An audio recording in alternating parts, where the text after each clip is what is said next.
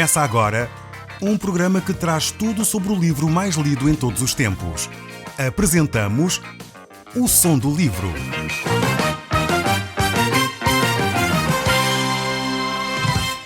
Seja muito bem-vindo. Neste podcast vai encontrar o livro mais conhecido e lido em todo o mundo. Vamos levá-lo numa viagem pela história da humanidade. Este é um audiolivro para si, para a sua família e sociedade em geral. Contextualização e comentários de Paulo Chaveiro. Olá, caro amigo. Estamos de novo no programa O Som do Livro. E eu creio, sinceramente, que esta próxima meia hora poderá mudar radicalmente a sua vida, pois Deus quer falar consigo, mesmo depois de desligar o seu rádio. Eu sou Paulo Chaveiro e nós hoje vamos olhar para o livro de Jeremias e estamos a ver o capítulo 14. Estamos aqui num ponto onde vimos já que Josias, durante a última parte do seu reinado, ele desobedeceu a Deus e isso saiu-lhe muito caro. Ele saiu para uma guerra e aí perdeu a vida. De facto, muitas vezes a nossa desobediência a Deus tem consequências tremendas. E foi aqui o caso de Josias, um ótimo rei, um rei que viveu dentro dos padrões de Deus, mas no final da sua vida cometeu um erro muito sério. Ele desobedeceu a Deus e saiu para uma guerra. Jeremias, como já vimos, e estamos simplesmente a relembrar, ele lamentou muito a perda de Josias, pois eram grandes amigos, eram jovens que tinham crescido juntos e tinham-se envolvido nesse processo de levar a nação de Israel a um despertamento para as coisas de Deus. Com a morte de Josias, este rei que procurava promover o relacionamento com Deus, o povo ainda se afastou mais dos caminhos de Deus. E nesse sentido voltaram então à idolatria. Josias tinha promovido leis que levasse o povo a abandonar a idolatria, a abandonar o ocultismo, mas com a morte do rei Josias, o povo então retrocedeu nesse processo de se encontrar com Deus. E por isso Deus vai chamar o povo à razão. E qual é a forma que Deus tem para nos fazer pensar? Esta é talvez uma pergunta séria. Ele tem a verdade das Escrituras para nos fazer pensar, mas muitas vezes Ele utiliza as coisas, as circunstâncias da vida para nos fazer parar e pensar. Alguém disse um dia que realmente Deus fala ou sussurra à nossa vida, fala assim baixinho pelo seu amor. Ele fala assim ao nosso coração de uma forma suave. Quando nós não ouvimos, então Ele fala-nos num tom mais sério pela sua palavra, pela Bíblia. Mesmo assim, quando nós não ouvimos essa voz de Deus, que ainda assim é suave, Ele então grita-nos pelo sofrimento. E foi exatamente isso que Ele fez ao povo de Israel. Como o povo não ouvia a voz de Deus através do amor, como o povo não ouvia a voz de Deus através da sua palavra verbalizada por Jeremias, agora Deus vai enviar uma seca à terra para que o povo possa refletir. O nosso povo português tem um provérbio muito interessante que ilustra esta ideia, que diz que o povo só se lembra de Santa Bárbara quando faz trovões, no sentido que nós só nos lembramos de Deus quando estamos em aflição. E o povo de Israel também era assim, não era muito diferente de nós. E, no entanto, nesta altura eles estavam tão longe de Deus que, mesmo tendo as circunstâncias terríveis que eles estavam a ter, mesmo assim eles não se voltaram para Deus. Vejam lá aqui o capítulo 14 do livro de Jeremias, onde nós nos encontramos, o verso 4. O verso 4 diz assim: por não ter havido chuva sobre a terra, esta se acha deprimida, e por isso os lavradores decepcionados cobrem a cabeça. Até as cervas no campo têm as suas crias e as abandonam, porque não há erva. Tal era aqui a seca que estava a assolar o território de Israel. A terra simplesmente reflete a imagem do seu povo. Um povo que se afastou de Deus, que encontrou uma secura espiritual que os conduziu à depressão. E isto é uma reflexão séria para nós. Porque é que as depressões aumentam no mundo inteiro, no mundo ocidental? Cada vez mais ficamos alarmadíssimos com o aumento da depressão. Já é considerada a doença do século. Milhares e milhares de pessoas estão a viver a depressão e cada vez mais cedo. E eu creio que esta é uma razão é de ordem espiritual. É verdade que há razões orgânicas, é verdade que essa doença tem que ser tratada, medicada, deve consultar o seu médico se sente esses sintomas, mas eu creio que, de uma forma generalizada, quando olhamos para um povo que vive uma doença coletiva, Nós temos que refletir seriamente as razões culturais, as razões sociológicas para essa doença. E creio sinceramente que as suas origens, a raiz de doenças sociológicas tem a ver com a sua vida espiritual. Assim como tinha aqui o povo de Israel. O povo, a terra, os lavradores, os operários, a classe operária estava deprimida, até os animais já não tinham cria, já não tinham animais, já não tinham os filhos normalmente, por causa da seca, por causa da depressão que estava a inundar toda a nação. E nós deveríamos refletir como povo português porque este pessimismo há tantos séculos na nossa nação.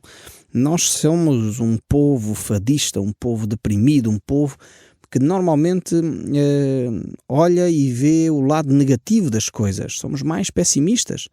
E isto é de comum, de conhecimento geral, não estou aqui a inventar nada, toda a gente sabe isto, faz parte da nossa cultura quase. Mas de onde provém este espírito depressivo que nós temos? Nós éramos um povo conquistador. Se nós olharmos para o fundador da nação, Dom Afonso Henriques, ele conquistou tudo e todos, ele teve que lutar, era um homem lutador. Se olharmos depois para o momento áureo da nação, o tempo dos descobrimentos, de facto era um povo inovador, um povo capaz de conquistar, que saía, tinha umas fronteiras alargadas, uma visão alargada do mundo. E de repente começámos a ficar cada vez mais deprimidos, entramos na corrupção. Isto tem uma razão histórica, tem uma razão cultural, tem uma razão sociológica e eu creio que tem uma razão espiritual. As barbaridades que se cometeram na Idade Média em termos da opressão que se colocou sobre as pessoas, limitando a sua liberdade religiosa, tem a ver, tem assombrado a nossa nação. Tem marcado de uma forma negativa a nossa nação. Se nós nos lembramos, a Inquisição foi terrível no nosso país. E se nos lembramos certamente o que foi feito aos judeus que moravam em Portugal nessa época, obrigando-os a tornarem-se cristãos, chamados cristãos novos, muitas vezes a custo de torturas e da vida, e isso assombra ainda hoje a nossa nação. Nós, como povo, temos que nos arrepender dos nossos pecados, arrepender das atrocidades que cometemos a outros que chegavam e simplesmente porque não se conformavam com a igreja estabelecida pelo Estado, eram queimados vivos, eram torturados para se tornarem cristãos católicos. E realmente precisamos refletir seriamente, pedir perdão pelos nossos pecados, para que esta depressão coletiva saia da nossa nação. E hoje temos um outro fenómeno, é que estamos envolvidos numa depressão e ao mesmo tempo estamos a pagar uma fatura espiritual tremenda, altíssima, e estamos a caminhar para um humanismo secular despido de qualquer fenómeno religioso. E isto é preocupante. Nós temos que fazer uma pausa, uma reflexão sobre a nossa espiritualidade e temos que nos aproximar de Deus. Não podemos sair de umas trevas, de uma opressão espiritual que estava sobre nós para um humanismo secular sem perceber onde está o arrependimento, o ponto de arrependimento, o ponto de viragem. A esperança não está numa política mais humanista. A esperança está num relacionamento profundo com Deus. É Ele que efetivamente pode resolver o nosso problema da depressão coletiva. E nós vemos que os países que estão a caminhar cada vez mais para esse humanismo secular têm propostas interessantes em muitos aspectos sociais, mas ao mesmo tempo não resolve o problema da alma do homem. É os locais onde normalmente há maior taxa de suicídio, o maior número de depressões está nesses povos. Porquê? Porque querem engavetar Deus, esconder Deus, retirar Deus da reflexão social. E nós, seres humanos, somos por natureza seres espirituais. Somos por natureza seres que têm necessidade de se relacionar com o divino. E nós estamos a dizer que não é possível. E já verificamos, é só analisarmos a história. Infelizmente nós não gostamos de fazer esse trabalho de casa, de olhar para a história.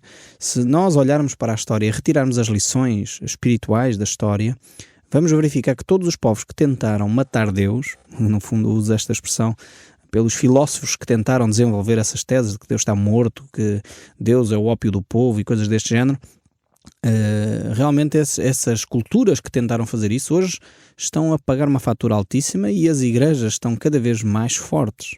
Porquê? Porque não se consegue matar Deus, porque Ele não morre. Ele é Deus, Ele é eterno, Ele é poderoso. E mesmo quando o homem se afasta de Deus, Deus está lá. Deus fica ao nosso lado. E foi o que aconteceu com a nação de Israel. Voltando aqui a Jeremias, capítulo 14, e fizemos esta reflexão porque ela está intimamente ligada aqui aos textos bíblicos que nós estamos a ver. E Jeremias, capítulo 14, o verso 7, continua a dizer: posto que as nossas maldades testificam contra nós, ó Senhor, age por amor do teu nome, porque as nossas rebeldias se multiplicaram contra ti, e contra ti pecamos. Vemos aqui que Jeremias tinha profundo sentido do pecado. E hoje precisamos de voltar a recuperar esta visão da vida. Precisamos ver onde é que falhamos e assumir os nossos erros. Infelizmente, hoje vivemos mais uma vez numa sociedade em que as pessoas não querem assumir as suas responsabilidades. Nós temos casos no nosso país assustadores nesta matéria. Normalmente nunca ninguém é responsável por nada. Há buracos financeiros, aconteceram, enfim, quando foi a Expo, houve 10 estádios que foram aprovados com impostos de nossos contribuintes, não se sabe quem é o responsável, gastou-se dinheiro dos impostos sem que esses estádios tenham proveito hoje em dia. Verificamos situações de acidentes que ocorrem, como as pontes entre rios, e enfim, as coisas apura-se isto e aquilo, mas nunca se chega a conclusões. Os processos nos tribunais prescrevem e infelizmente as pessoas não assumem a responsabilidade. Jeremias era um líder diferente. Jeremias era um líder que assumia as suas responsabilidades, e não só assumia as suas responsabilidades, como se identificava com o povo. Não sei se repara, Jeremias não era assim. Jeremias não tinha maldades, ele era um homem de Deus, era um homem que procurava servir e seguir a Deus. No entanto, ele diz que as suas maldades se têm multiplicado, a sua rebelião se multiplicou. E este é o caráter do verdadeiro líder, é aquele que se identifica com o seu povo. Por outro lado, ele faz um apelo a Deus, faz um apelo para que Deus intervenha por amor do seu nome. Que humildade esta de Jeremias. Pede a intervenção de Deus por amor de Deus próprio, por amor de quem Deus é. Eu hoje fico assustado que há uma nova postura religiosa em que as pessoas vão para o seu relacionamento com Deus e reivindicam. Deus, eu reivindico isto, eu reivindico aquilo, eu exijo que... Eu fico muito preocupado. Ou nós não percebemos quem nós somos, ou nós não percebemos quem Deus é. Deus não é nenhum moço de recados que tem forçosamente que fazer seja o que for. Nós temos de aprender, se calhar, a orar mais vezes. Deus age por amor do teu nome, não por minha causa. Porque aquilo que eu mereço, diz o apóstolo Paulo, é a morte. O salário do pecado é a morte. Mas o dom gratuito de Deus é a vida eterna em Cristo Jesus. Então, se eu vou reivindicar alguma coisa, terei que reivindicar a minha morte. Deus mata-me, porque o meu pecado é isso que me dá direito. Mas em Cristo Jesus, de facto, eu tenho acesso a esta bondade de Deus. Tenho acesso à vida. Então, por amor do teu nome, Senhor, intervém e toca a minha vida. Que oração mais bonita é esta e que humildade é esta de Jeremias aqui. Clamar a Deus por amor do seu nome, não por causa da aliança. Porque a aliança já há muito tempo que o povo a tinha arrumado, já há muito tempo que o povo a tinha perdido. A aliança o povo já não podia exigir, porque se o povo exigisse de acordo com a aliança, era o castigo e era isso que estava iminente. Mas mesmo assim Jeremias pede para que Deus intervenha por amor do seu próprio nome. E no verso 13 nós temos aqui este texto bíblico que diz: então disse eu, Senhor Deus, eis que os profetas lhes dizem: não vereis espadas, nem tereis fome, mas vos darei verdadeiramente paz neste lugar. Aqui temos os falsos profetas, aquelas pessoas que sempre diríamos nós que são otimistas. Aqui não tem nada de otimismo, tem muito de mentira, porque na realidade eles estavam a declarar uma coisa que não tinha sido Deus que tinha dito para eles dizerem, e muito menos uma coisa que iria acontecer. Iria haver espada, iria haver fome, iria haver de facto guerra naquele lugar. Mas no entanto aquelas pessoas preferem ouvir este tipo de notícias. Às vezes, quando nós falamos aqui no programa de determinados textos bíblicos, se calhar algumas pessoas mudam de canal, dizem: esta mensagem não é assim tão agradável, está a falar da Bíblia, mas tem mensagens que não são assim tão agradáveis.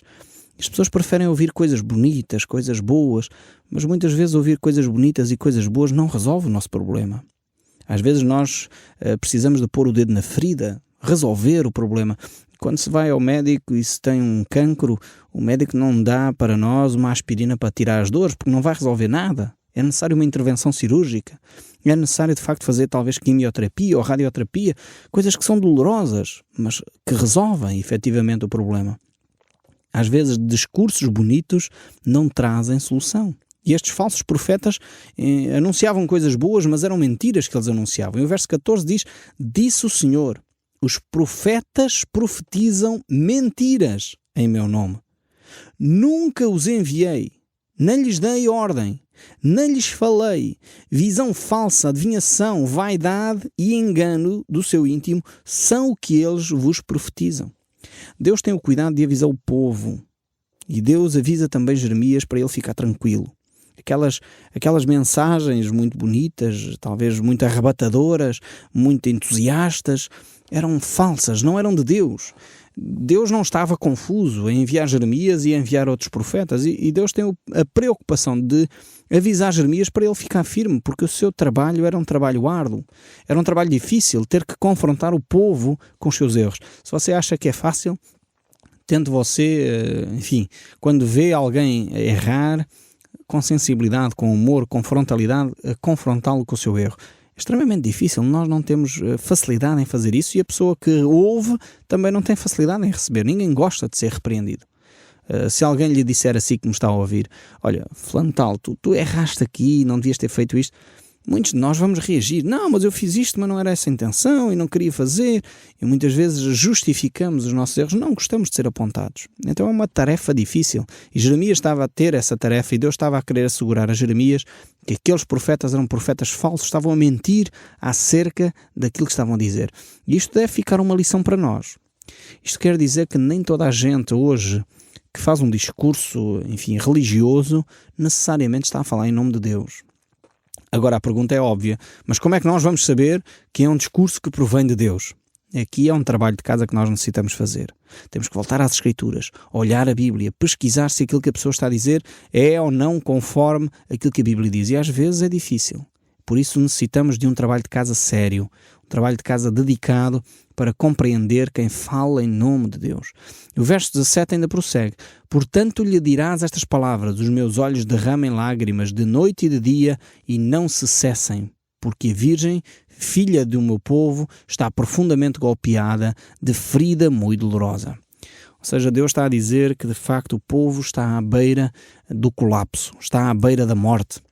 E infelizmente a história revela que há muitos povos, muitos impérios que sucumbiram ao seu próprio orgulho, ao seu próprio pecado, e impérios como a Babilónia, a Grécia, a Roma e muitos outros impérios, o nosso próprio Império Português, hoje estamos reduzidos a um cantinho cá em Portugal, e tem a ver tudo com o orgulho, com o pecado do nosso povo também, que foi perdendo todas as coisas, porque infelizmente a humildade é o que faz com que as pessoas possam ser exaltadas, diz o texto bíblico. O orgulho precede a queda, diz o livro de Provérbios. Chegamos aqui agora ao capítulo 15, o verso 1 diz: disse porém o Senhor, ainda que Moisés e Samuel se pusessem diante de mim, meu coração não se inclinará para este povo. Lança-os de diante de mim e saiam. Vemos aqui que Deus faz uma advertência solene ao povo de Israel, mas ao mesmo tempo Deus está preocupado com Jeremias e diz: ok, Jeremias, não tem a ver com o teu trabalho, com a tua oração. Mesmo que fosse Moisés ou Samuel, este povo já pisou o risco há muito tempo, já passou das suas marcas, ele tem efetivamente de ser punido. Então Deus quer assegurar a Jeremias que ele está a fazer um bom trabalho e que não tem a ver com Jeremias o que vai acontecer com a nação de Judá. O grande rei Josias então já estava morto, como é do vosso conhecimento. E agora quem reina é Joaquim. E diz assim o texto bíblico em Jeremias 15:5: pois quem se compadeceria de ti, ó Jerusalém? E quem se entristeceria por ti? Ou quem se desviaria a perguntar pelo teu bem-estar? Tu me rejeitaste, diz o Senhor, voltaste para trás, por isso levantarei a mão contra ti, te destruirei, estou cansado de ter compaixão. Jeremias, de facto, ele tinha feito o seu trabalho, o povo não reagiu às mensagens, e vejamos o que diz o verso 10 deste capítulo 15: ai de mim, minha mãe, Depois me deste à luz um homem de rixas e um homem de contendas por toda a terra. Nunca lhes emprestei com usura, nem eles me emprestaram a mim com usura. Todavia, cada um deles me amaldiçoa. Isto era o que sentia Jeremias neste momento. As pessoas estavam a desprezá-lo e as palavras deles ele fica triste com esta situação. E o verso 16 deste capítulo 15 ainda diz: achadas as tuas palavras, logo as comi. As tuas palavras me foram gozo e alegria para o coração. Pelo teu nome sou chamado ao Senhor, Deus dos exércitos. Esta aqui é a atitude deste homem. Um homem que, apesar das circunstâncias, tem um amor profundo pela palavra de Deus. E Jeremias, de facto, é um exemplo para nós. E vamos fazer aqui um salto para o verso 21 deste capítulo 15, onde vemos que a vida de Jeremias continua em perigo. Aquelas vidas dos seus concidadãos estavam à procura de lhe tirar a vida. Diz o texto: arrebatar-te-ei das mãos dos iníquos, livrar-te-ei das garras dos violentos. Havia pessoas preocupadas em acabar com Jeremias, para querer acabar com este discurso. E ainda vamos continuar, ainda no capítulo 16, a ver, e diz o verso 1 a 4. Veio a mim a palavra do Senhor dizendo: não tomarás mulher, não terás filho nem filha neste lugar, porque assim diz o Senhor acerca dos filhos e das filhas que nascerem neste lugar, acerca das mães que tiverem e dos pais que gerarem nesta terra. Morrerão vítimas de enfermidade, e não serão pranteados nem sepultados. Servirão de esterco para a terra. A espada e a fome os consumirão, e os seus cadáveres servirão de pasto às aves dos céus e aos animais da terra. De facto, o que iria acontecer era tremendo, e por isso Deus diz a Jeremias para ele não casar. E de facto, Jeremias era um homem obediente a Deus e guardou-se de tomar mulher para si. E vemos que situações terríveis estavam a acontecer, iriam acontecer na nação de Judá, na cidade de Jerusalém. O verso 14 prossegue: portanto, eis que vêm dias, diz o Senhor, que nunca mais se dirá, tão certo como vive o Senhor, que fez subir os filhos de Israel do Egito. Mas tão certo como vive o Senhor, que fez subir os filhos de Israel da terra do norte e de todas as terras para onde os tinha lançado, pois eu os farei voltar para a sua terra que dei a seus pais. Ou seja, Deus, quando castiga o povo de Israel, no fundo ele age como um pai querido. Esta é a única imagem que eu consigo transmitir, porque nós pais, quando amamos os nossos filhos, também os castigamos quando eles fazem coisas erradas. E colocamos-los de castigo porque eles de facto erraram. E foi o que Deus fez com a nação de Israel. O Som do Livro, uma produção da Rádio Transmundial de Portugal.